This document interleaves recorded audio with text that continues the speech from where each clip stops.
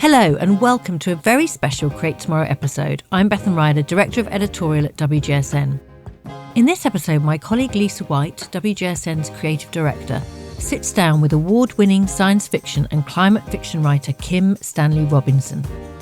Stanley's been writing for over 40 years and has published more than 20 books focusing on near and far futures. Stan's work incorporates so much of what we value at WGSN, in particular our STEPIC methodology, which focuses on insights into society, technology, the environment, politics, industry and creativity. This interview is broadcast as part of our Trend Days, WGSN's biannual brainstorm where we all come together to set our future forecasts. In this case, we are planning for the year 2026. Without further ado, let's dive in and hear their exciting discussion. Stan, first of all, thank you so much for being here with us. Your talents and your interests expand into so many directions that I wanted to divide this interview into three parts. First of all, to focus on your storytelling, then on your observations on nature and human nature, and then finally to discuss what role speculative fiction, in particular climate fiction, can and should play in the world of business and industry. How does that sound? Sounds good. So for storytelling, your creative writing, your scientific mind, and your climate-focused outlook have evolved together to bring something very new to readers, to help them feel the future. For example, the opening chapter of The Ministry for the Future describes a heat wave in India that goes beyond the levels of human survival. Millions die in this heat wave. The impression is literally searing and seizes the reader's attention. So coming back to the present, the alarming heat waves and fires that have moved across the planet over the past few years have put people in a place where they're more open to listening and to acting upon the climate crisis. And your work has an instrumental role to play. So my first question is, in general, how do you use speculative fiction to make the future more tangible? And what do you feel are the most effective ways of writing future scenarios so that consumers, companies, and countries all take notice? Well, let's take that word you use, scenario. And I want to suggest that fiction is not a scenario because of what I'm going to call thick texture, but also the creative involvement of the reader. So I'm going to talk about written fiction, not movies here, about novels in particular. And I'm a novelist. I'm a science fiction writer. So many of my stories are set in the future. At that point, the reader has to give the storyteller permission to tell a story that they know is made up. It's a kind of a fantasy because it's set in the future and nobody knows the future. And everybody is aware of that. So when you read a story set in the future, a novel in particular, you're exercising what Coleridge called the willing suspension of disbelief. You will yourself to suspend your disbelief, and that means you're believing in it while you read it. And reading it, you're co-creating it. It's just lines on a page, black marks. It's words in your head, it's language. But then in your imagination, you cast yourself into the story that's being told to you. Live it in a kind of dreamlike or hallucinatory way, but you're co-creating it. The writer has not done all the work in a novel. The reader does an enormous amount of work. You might as well just say 50-50. So if you're in a meeting talking with people and you run a scenario, like if this happens, that will happen, you can go into a fair amount of detail, but the other person is not under a spell. They are evaluating it consciously from the outside, and then they can take it or leave it. But if they're reading a fiction where they have suspended their disbelief and they have what Keats called negative capability, to get out of the way and let the characters be inside them for a while and live their lives, and then the reader has helped that to happen by a strenuous act of imagination. Then when they come out of reading that book, they've had an experience. Now, it's been a fictional experience, but I'm going to suggest that it's real anyway. It's a real fictional experience, or it's a fictional real experience, whichever way you want it. At that point, you've lived it a little bit. And this is what I mean about thick texture, all the details of the moments, the kind of real-time moving through time that fiction often does when the scene is dramatized. It's like you're seeing it in the theater. It's happening in real time. If they're plausible enough, then one comes away thinking, aha, this is what's going to happen. And that taps into the ancient power of prophecy. So another deep emotional thing happens when you're reading science fiction. Yeah, so do you think in that way that speculative fiction can help combat what you talk about, the universal cognitive dissonance, where people have a difficult time imagining the future outcomes of their actions today? If you are in the habit of living part of your fictional time, your imaginative time, let's say, in various scenarios of the future, then what happens in the real world is, I have to confess, sometimes it's still just as startling as can be. Not that you hadn't read about it before, but that it really happened can be shocking as can be. I'm thinking of the start of the pandemic and my own personal reaction. Even having read plague novels in the past 30 years, it was still rather stunning to have it come true. But I think that by and large, reading science fiction means that you're less surprised by the president. You have cognitive maps that give you a kind of a historical explanation of how we got to where we are now and where that might lead us next. And it's a habit of mind that you can grow, make stronger by use. And what I would say is that when you read enough science fiction, you get an aggregate.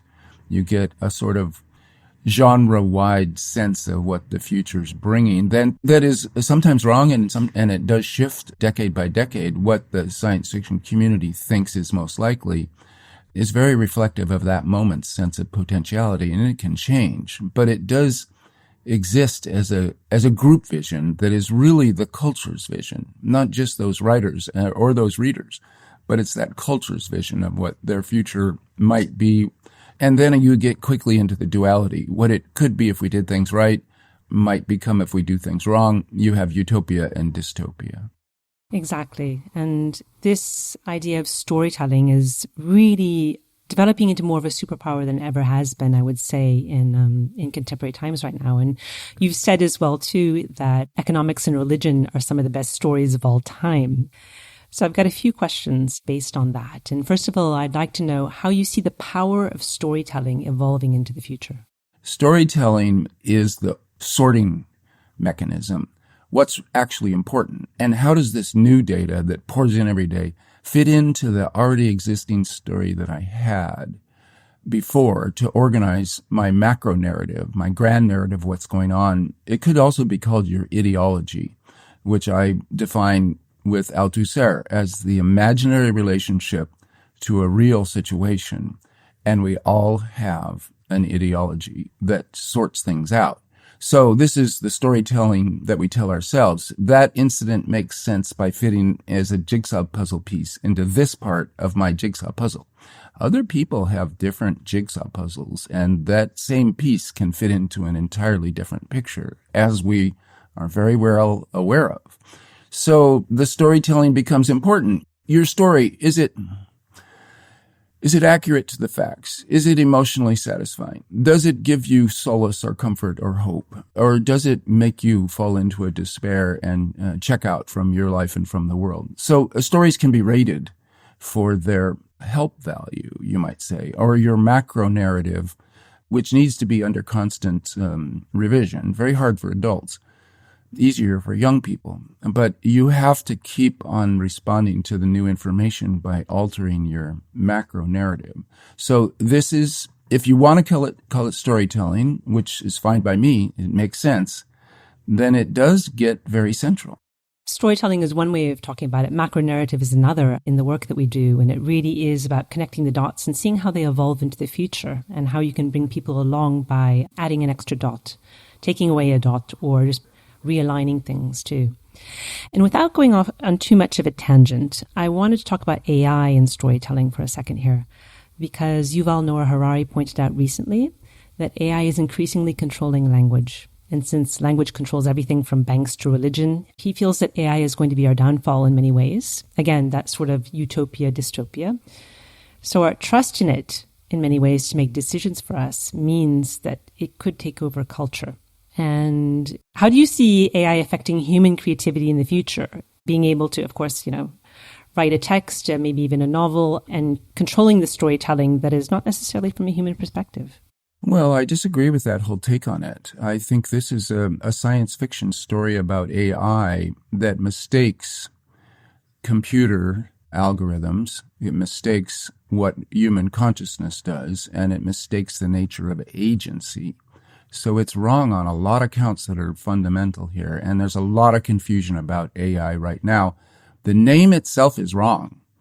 If you called it rapid computation, or if you called it computer-assisted science, there wouldn't be the same fuss, because it's not doing anything close to what the term artificial general intelligence is sometimes invoked. It's not doing anything close to what human beings do, and not to mention how human beings think. So a set of mechanical processes has been set underway, and they've been programmed, and the algorithms have been set by human beings. AI, as such, is kind of a sales pitch of a name. It is a claiming that it can do things that it can't. If you take the claim, then you're falling into a lot of fears that are really unnecessary. And there will be another AI winter, as there was in the 70s, when for a while it was stated by computer scientists that artificial general intelligence was right around the corner, and it wasn't. And then suddenly research funds and interest went away for a decade. That could easily happen again. Thank you. And with that, I'd like to delve a little bit more into human nature and nature as well, too. For some reason, people tend to understand and identify with nature better if it takes on somewhat human characteristics. And we see that with animal behavior, like cat memes and raccoon memes and that sort of thing. Somehow we identify with nature much better if we can it's something like us. And in your writing, you personified photons and even carbon in the first person, which I found was really compelling. And how does this help you get your message across? You talked about nature there at the beginning and humans liking to connect up with it. I agree with that totally. I love to anthropomorphize the natural world. I think it's right. I think that animals are people in different bodies and coats. And they don't have exactly the bodies or minds that we have, but they have bodies and minds. They are people, and maybe with the rights of people too. So this whole sense of nature as something to be loved is deep in us and should be encouraged. When you lose that, you lose a lot of your own humanity. Exactly. And I was kind of wondering too, this has been a long-term thought, but how long do you think it will take humans to see themselves not as a species at the top of a pyramid or some sort of food chain, but as one of the many players in nature? Well, good question. Maybe we always know it and we never know it. That would be my first sense of it. We are different. There is something going on with this shared conversation amongst us, like right now and always. Language and civilization and what Desjardins called the noosphere. So we have the lithosphere and the atmosphere and the hydrosphere and the noosphere, this enwrapping of mind around this planet, which maybe includes animal minds and plant minds, but in any case, for human minds, it's articulate and visible to all of us in the human realm. So humans are different. And at the same time, this is a new thing out of science that I find staggering because it wasn't well known when I was young. We are all ecologies. About half of the DNA inside your body right now is not human DNA. Well, these thousands of creatures that congregate inside us that help us to live, we are in symbiosis with, it's an amazing balance to be kept. And of course, eventually it falls apart and we die one way or another. Not always because of the other DNA inside us taking over. Other things can happen that go bad. But in the meantime, we're this giant swamp or forest, an ecology that is, when you understand yourself that way, it changes a lot. You feel better connected to the rest of the world when you understand that you yourself are a giant nature collaboration amongst many, many species. Yeah, and do you feel that, since the pandemic, since people have gotten outdoors more and there's, more people are out walking, biking, hiking, visiting national parks, Gen Z basically, I was just reading the other day that they're between the ages of 11 and 25, they're taking up bird watching as a hobby. Do you feel the fact that people are more out there in nature, doing things outdoors, is that changing their relationship with nature? Do you feel that is having an effect since the pandemic? What you're talking about, this response of, well, I'm going to go outdoors and pay attention to the natural world, that's a great response. That's healthy mentally and physically and is an ingenious and resourceful response to what could have been a rather horrible situation of confinement and isolation from other humans, which we don't like and aren't good at. So getting out there and seeing things, I love you mentioning bird watching. I moved outdoors to write my books because I was getting tired of spending so much time indoors typing at a typewriter and at a computer laptop. Moved outdoors because I could do it out there. As soon as I had shade for my laptop, I've spent the last, it's getting on to almost 20 years writing entirely outdoors, all seasons, all times of day, and even night, and in the rain, and when it's cold and when it's hot, which is by far the worst when it's hot. But being out there, birds are my office mates. I have white-crowned sparrows and scrub jays and mourning doves and occasional yellow-billed magpie. We have a lot of birds in the Central Valley of California, but only a few species will actually come into my front porch and eat food and hang with me and look at me. Hummingbirds, many a hummingbird. So watching birds as I have, they're people too, and they're dinosaurs. So you're looking at very ancient people who have really peculiar and individual characters and intelligences, and you have to hang with them for a while to see the differences and also be somewhat startled, I would say, for me personally, the differences in character and mentality between a corvid like a jay or a dove, a pigeon-like creature.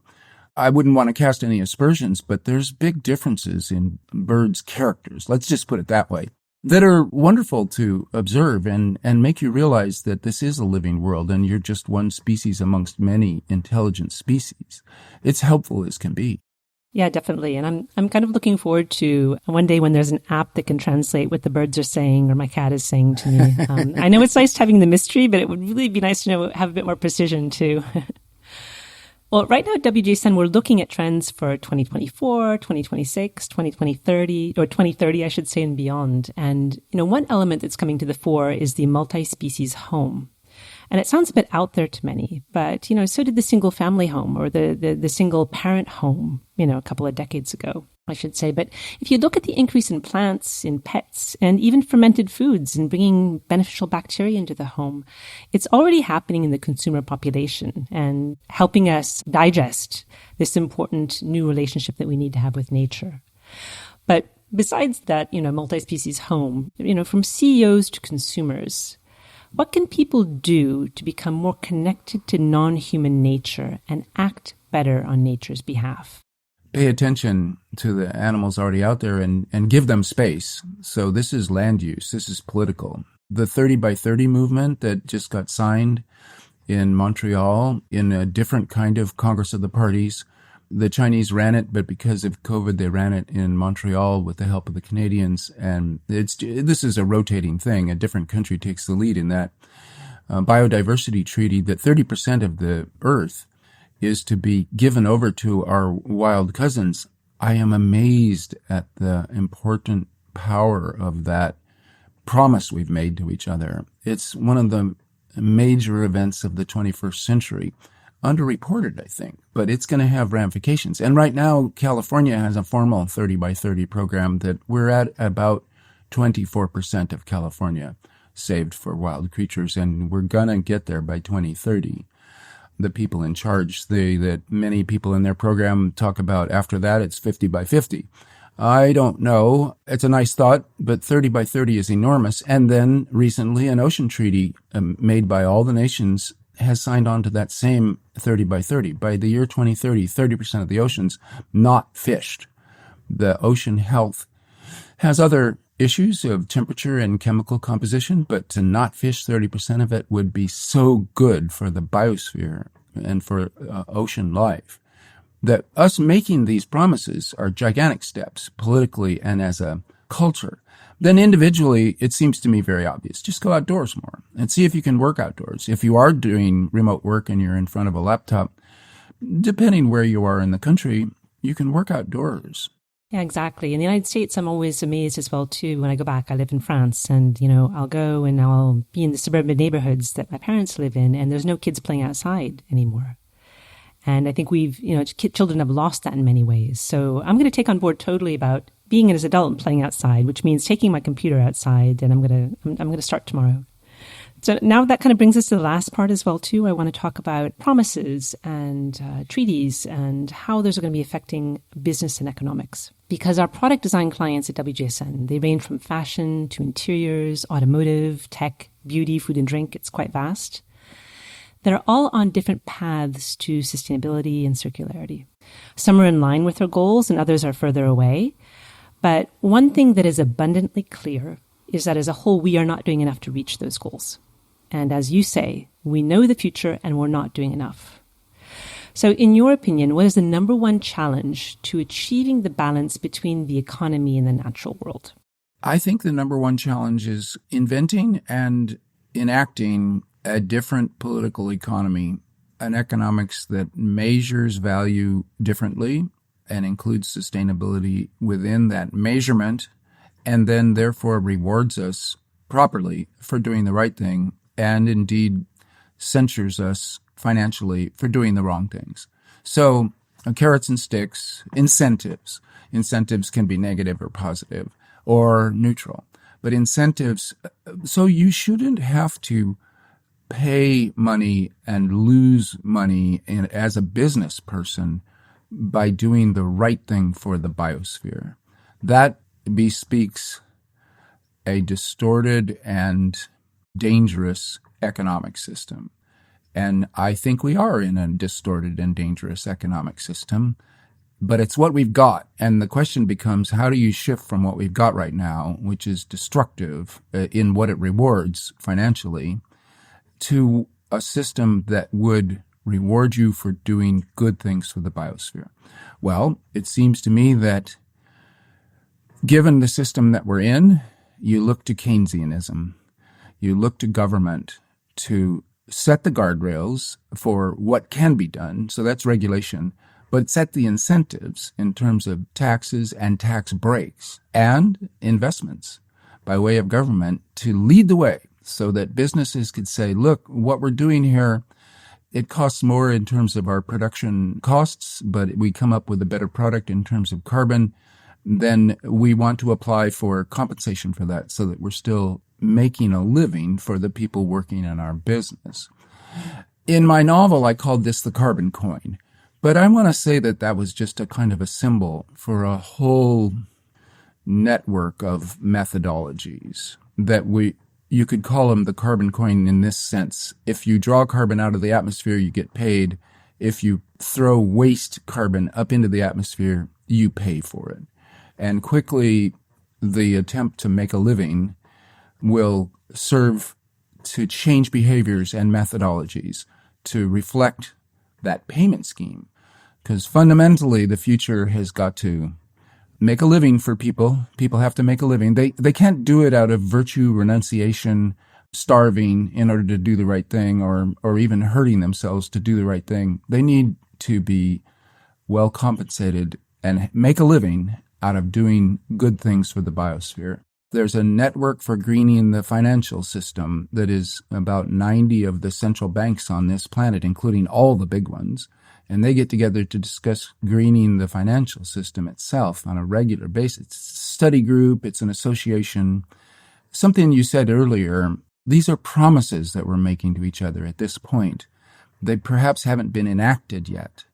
But the promises are an important start, and they're being made, and ideas are being discussed right in the central banks where fiat money, where money goes in the first place, made up by governments, backed by governments, by laws and armies, that money is the crucial money, not cryptocurrencies, but actual fiat money.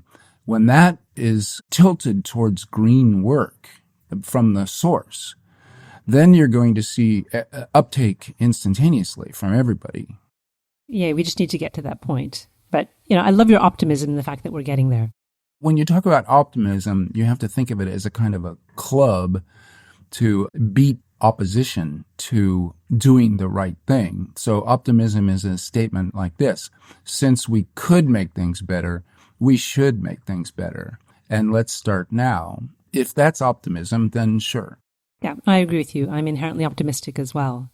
And I wanted to ask you something a little bit more about specific countries here as well, too.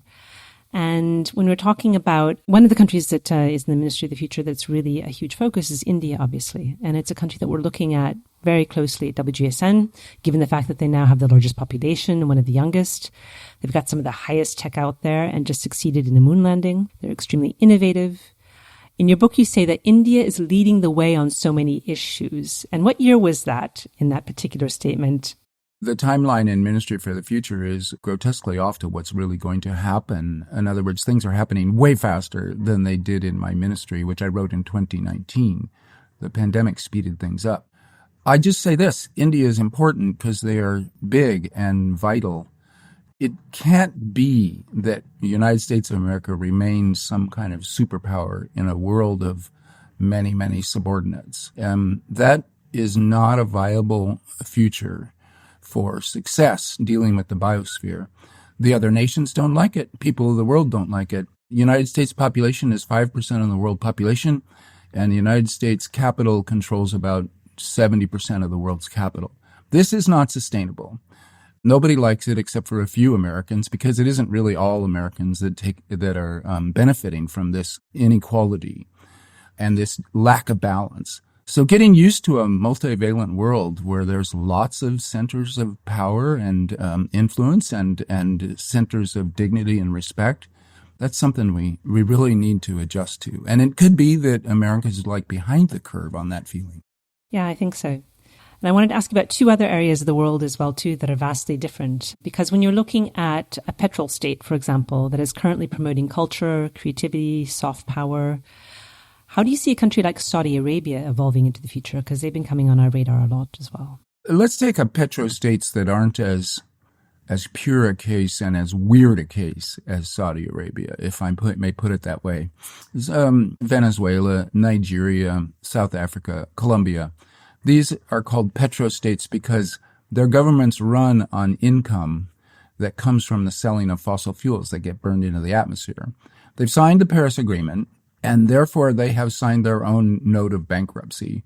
Some of them make 70% of their government income by the sale of fossil fuels. And some of the petrostates have more diversity: Canada, Australia, China, U.S., but some of them are very dependent on fossil fuels, and they've signed the Paris Agreement. So they're on the horns of a dilemma. They're looking down the barrel of a shotgun at financial disaster, and they've made promises they can't keep without wrecking their own societies, because that money pays for police, teachers, airports, roads, etc. Pays for civilization, government money, and they are not going to have it. Well, we're going to have to compensate the petrostates. When I say this in talks, it causes a shudder, because it's an awful lot of money, and it's an awful lot of responsibility, and it's an awful lot of, how can you say it, getting imbricated and tied up in knots with countries that have often had very poor governance.